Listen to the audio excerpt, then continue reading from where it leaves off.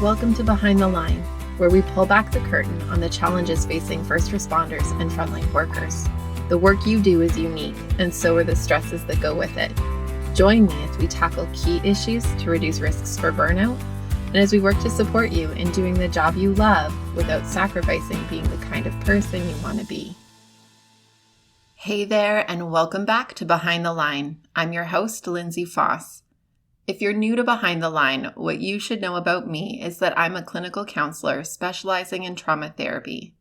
And after over a decade working with first responders and frontline workers around issues like burnout, compassion fatigue, PTSD, and related OSIs, I've become a passionate wellness advocate and educator for those who sacrifice so much for our communities out on the front lines.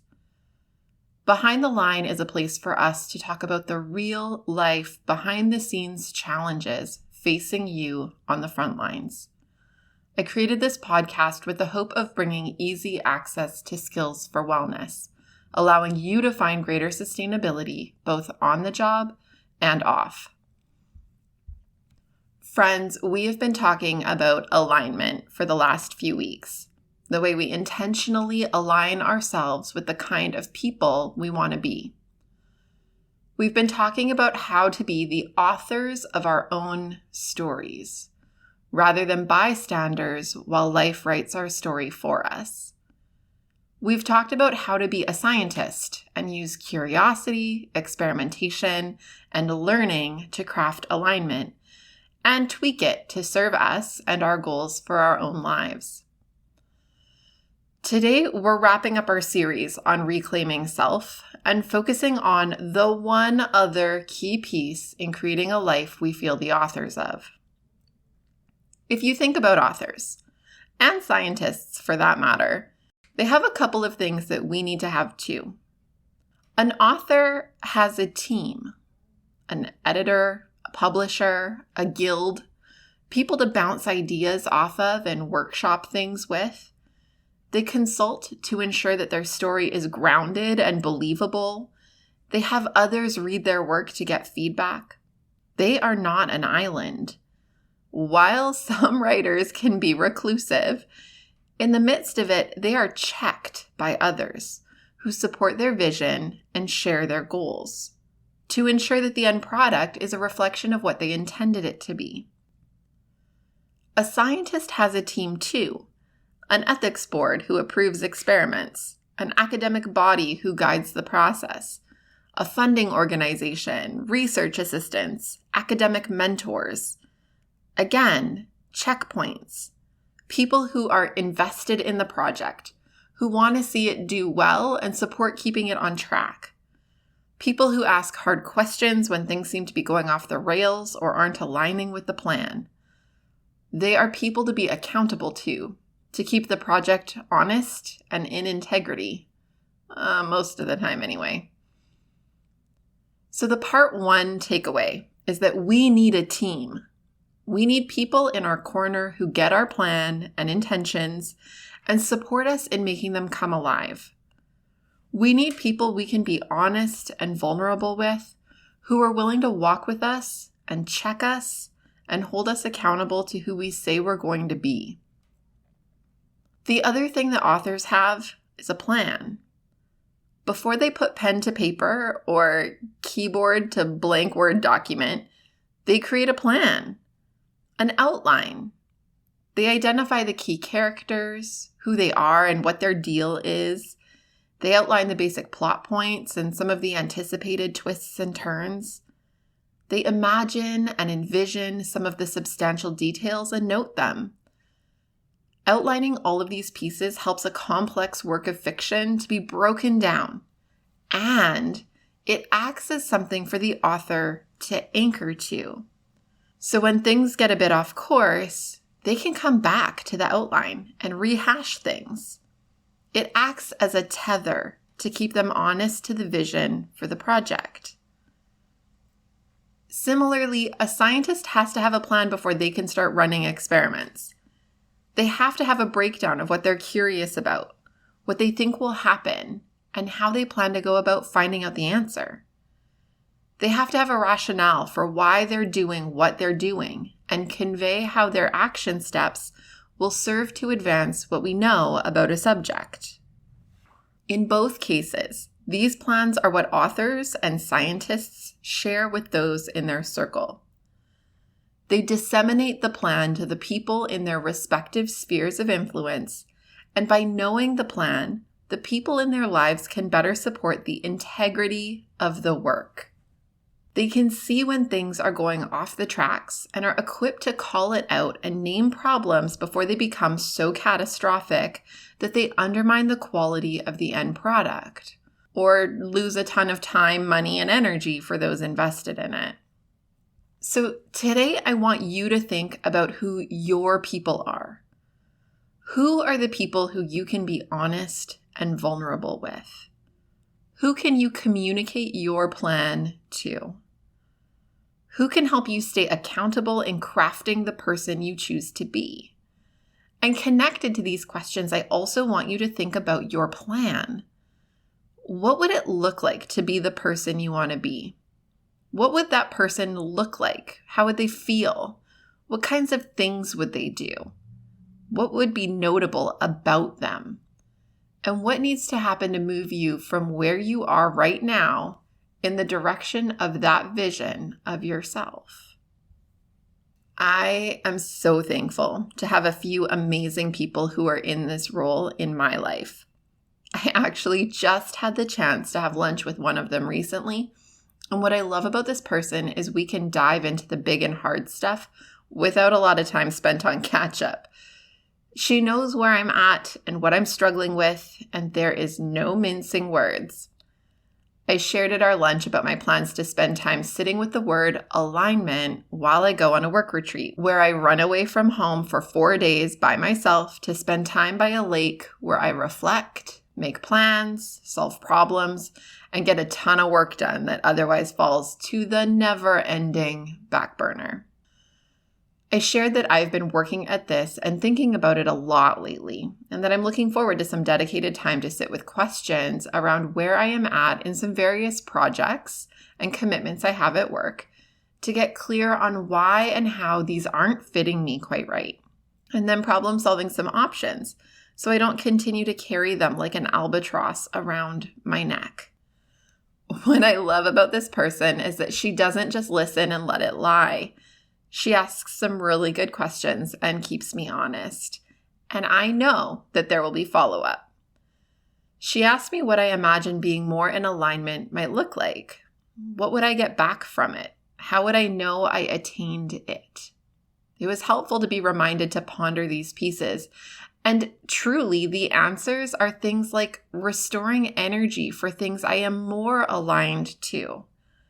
I would know I attained it when I no longer feel a sense of dread, hopelessness, or failure when I interact with these specific projects. I imagine it looks like feeling strong and capable rather than flopping and floundering.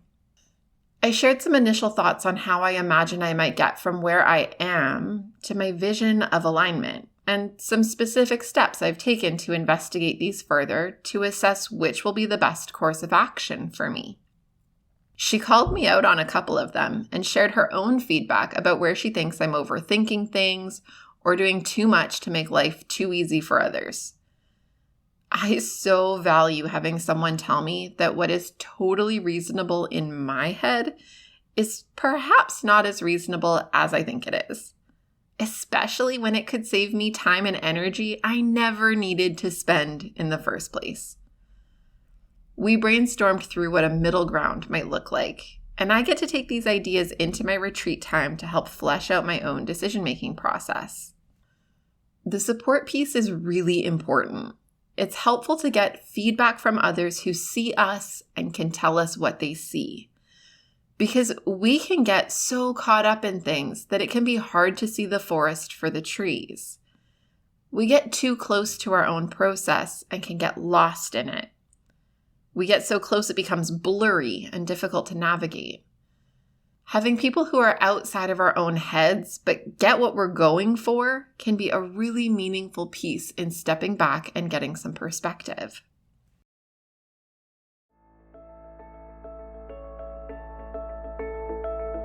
Hey guys, I want to tell you about some exciting news. I am in the process of revamping the Beating the Breaking Point Resilience Training Program. We are adding some amazing bonuses to the course, and I'm really looking forward to releasing the new and improved version of the program in the new year. Now, I know the new year is still a ways away, so why am I telling you about this now? Well, because we are going to run one last promo for the course, and I want you to have the chance to get in on this.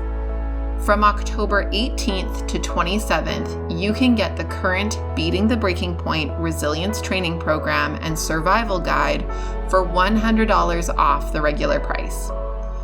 When you register, you will get instant access to the current program, and those who register during this promotion, as well as all of our previous students, will get first access to the new version as soon as it releases, including a ton of sweet bonus tools and access to community and support.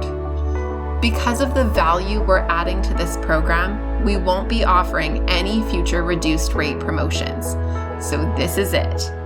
If you have thought about jumping in, I hope you will choose this time to invest in you.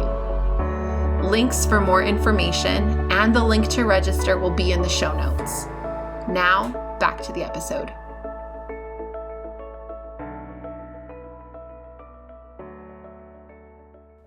We do have to be careful, though, about who we entrust this to.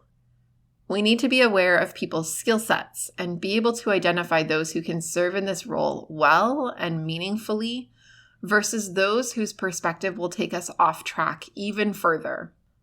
An author doesn't let just anyone read their work. They want someone who knows their shit. Someone who's edited or published a few bestsellers and knows what will hit and what won't. A scientist entrusts people who are credentialed and have shown themselves to be capable and trustworthy. We have to be discerning about who we give our very personal and vulnerable plans to. They need to be people who have shown up pretty consistently. They need to be people who seem to walk the talk, who we see as living vulnerably and with openness. And they need to be people with whom we share some reciprocity, where we feel like we're in it together. We also need to be conscientious of giving the people we entrust clear permissions. The people in your life are not mind readers, and they only know as much as you share with them. You need to be sure to be clear and communicative about your goals to work at alignment, as well as your plan to get there. On top of that, you need to let people know that what you are needing from them is accountability and partnership in the process of moving from here to there. People are often trained to be conscientious and sensitive to other people's feelings, which is great in theory, but it means that they won't say things that feel that they might hurt you or call you into question in order to protect your fee-fees. In order to create a community of support people who are willing to be real with you, you need to set the tone and clarify not just permission, but invitation to be honest and get curious alongside you. It needs to be a value that is welcomed by you and embraced by those you entrust with this role. Having a community of supporters can be really meaningful in that you get multiple perspectives of you and the work you're doing toward aligning. It also means that when one of your people is thick in their own shit and can't be as present for yours for a period of time, you have others you can rely on. We need to be careful to not put all of our eggs in one basket, but to spread the love a little. I like that I have a couple of work people who I can share with and rely on, as well as a couple of really close personal friends who get my work but are outside of it. I love that I have a couple of childhood friends who I don't talk to super often, but when we do connect, we feel deeply seen, heard, known, and valued. I'm also really lucky to have a partner who can be part of my support too. I recognize that I am crazy lucky to have all of these people, as many struggle to find even just one or two connections they can trust and be real with. While I fully admit that life doesn't act fairly to all of us, and some people do just get things a little easier or differently, I will also say that I have had to work to build and maintain these relationships to ensure that they continue to serve me well, and I them. I have had to name what I've needed, even when it's been awkward or uncomfortable. I've had to identify when something has hurt me or interrupted my ability to entrust with vulnerable things.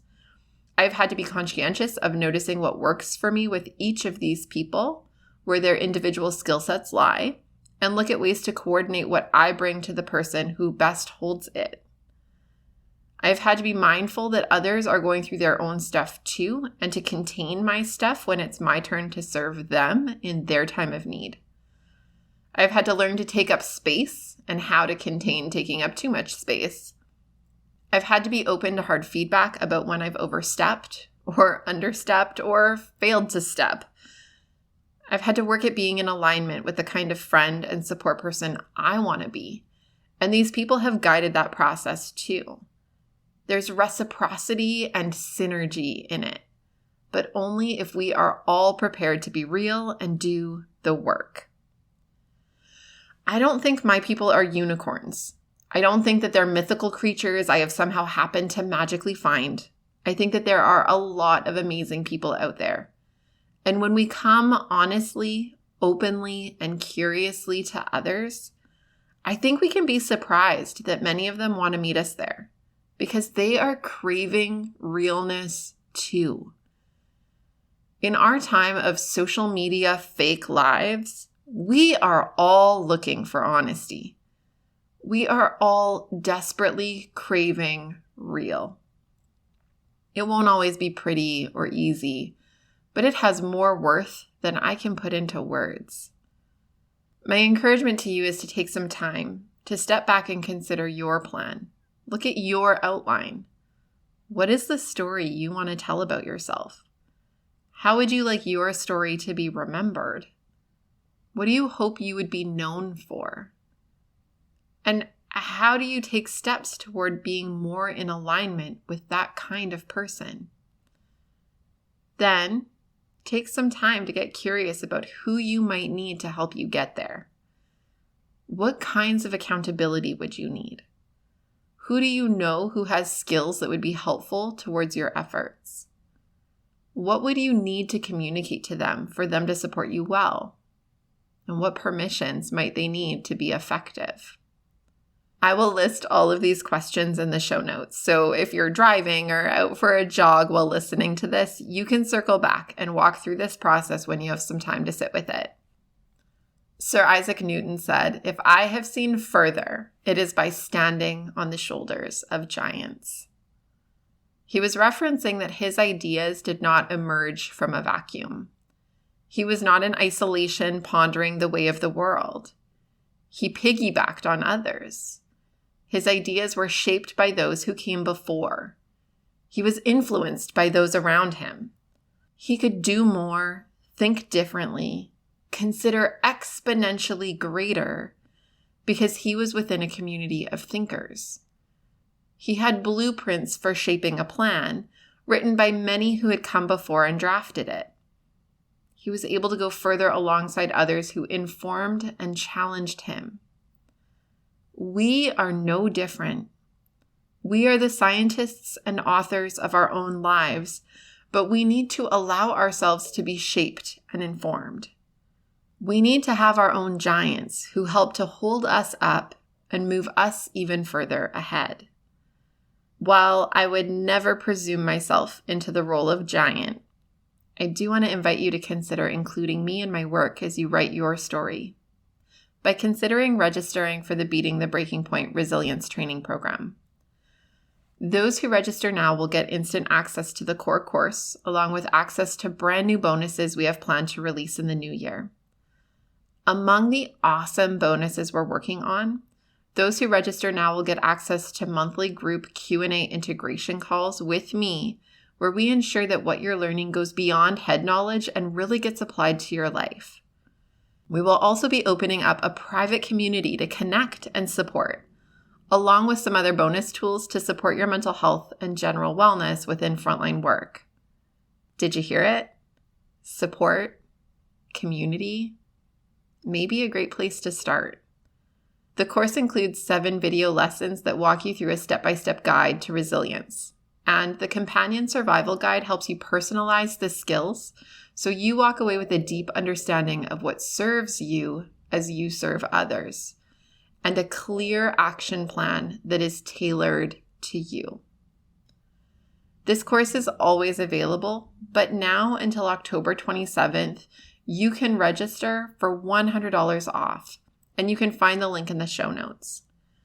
This will be the last time we run this program with a reduced rate.